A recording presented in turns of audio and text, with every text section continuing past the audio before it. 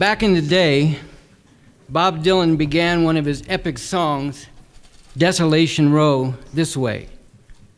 They're selling postcards of the hanging. They're painting the passports brown. I don't know what that second line, they're painting the passports brown, is all about. Someone suggested maybe it's the Nazis and Hitler, because brown was a color associated with them. But what I want to focus on here has to do with the first line. They're selling postcards of the hanging.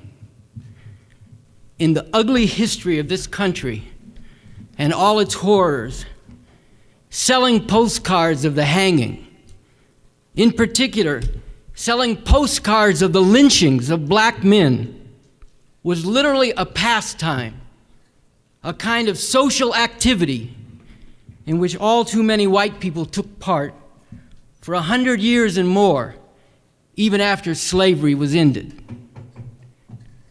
Take the case of Claude Neal, who was accused of raping and killing a white woman and was lynched in Florida in 1934. Not only did a lynch mob hang him, they mutilated his body in the most horrible and vile way, and parts of his body were taken as souvenirs. And that's not all of it or the worst of it. His lynching was announced in advance, and people came as if it were a picnic.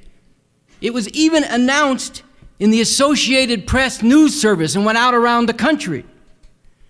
Thousands of people, including many solid citizens, came in this picnic atmosphere. One interesting thing is people on their way to an American Legion convention stopped off to witness the lynching. And some people were angry that they got there too late. You remember the American Legion?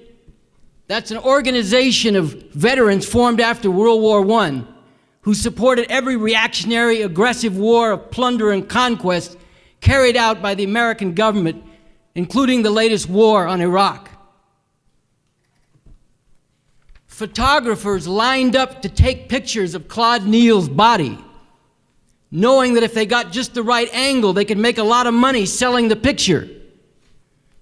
And yes, from photographs of his mutilated body hanging from a tree, postcards were made and sold.